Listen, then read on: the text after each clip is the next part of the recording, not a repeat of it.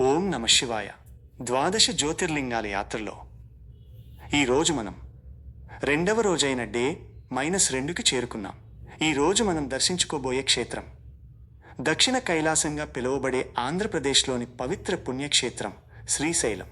కృష్ణానది తీరాన దట్టమైన నల్లమల అరణ్యాల మధ్య వెలసిన ఈ మల్లికార్జున స్వామి ఆలయం వెనుక ఒక అద్భుతమైన కుటుంబ గాథ ఉంది.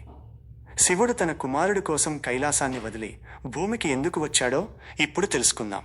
పురాణాల ప్రకారం ఒకసారి శివపార్వతులకు తమ కుమారులైన వినాయకుడు మరియు కుమారస్వామిలలో ఎవరికి ముందుగా వివాహం చేయాలనే సందేహం వచ్చింది. అప్పుడు వారు ఒక పరీక్ష పెట్టారు. ఎవరు ముందుగా భూమండలాన్ని చుట్టి వస్తారో వారికే మొదటి వివాహం జరుగుతుంది అని చెప్పారు. వెంటనే కార్తికేయుడు తన వాహనమైన నెమలిపై ఎక్కి లోకాన్ని చుట్టేందుకు వేగంగా వెళ్ళిపోయాడు. కానీ వినాయకుడు తన బుద్ధిబలాన్ని ఉపయోగించి సాక్షాత్తు జగన్మాత పితరులైన శివపార్వతుల చుట్టూ 3 ప్రదక్షిణలు చేసి నా తల్లిదండ్రులే నాకు ప్రపంచం అని నమస్కరించాడు. వినాయకుడి వినయానికి తెలివితేటలకు మెచ్చిన శివపార్వతులు ఆయనకే మొదటి వివాహం జరిపించారు. లోకమంతా తిరిగి వచ్చిన కార్తికేయుడికి ఈ విషయం తెలిసి తీవ్ర అసూయకు కోపానికి లోనయ్యాడు. ఎవరికీ చెప్పకుండా కైలాసాన్ని వదిలి దక్షిణ దిశగా ఉన్న క్రౌంచ పర్వతానికి, ప్రస్తుత శ్రీశైలం వెళ్ళి ఏకాంతంగా ఉండసాగాడు. తన కుమారుడిపై ఉన్న ప్రేమతో అతడిని శాంతింపజేయడానికి శివపార్వతులు కూడా ఆ పర్వతం మీదికి వచ్చారు. కుమారుడు తన వద్దకు వస్తాడని శివుడు అర్జున రూపంలో, పార్వతీదేవి మల్లెపూల మాలలాంటి స్వచ్ఛమైన మల్లిక రూపంలో అక్కడ వెలిశారు. అందుకే ఈ క్షేత్రానికి మల్లికార్జున అనే పేరు వచ్చింది. తల్లిదండ్రులు వచ్చారని తెలిసి కార్తికేయుడు అక్కడి నుండి కూడా కొంత దూరం వెళ్ళిపోయాడు.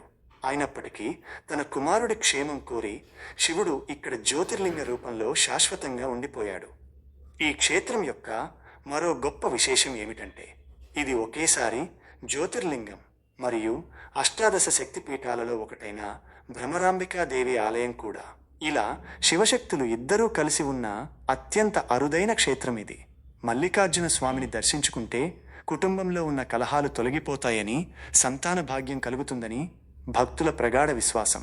ముఖ్యంగా వివాహం ఆలస్యమవుతున్న వారు ఇక్కడి స్వామిని దర్శిస్తే త్వరలోనే శుభవార్త వింటారని చెబుతారు.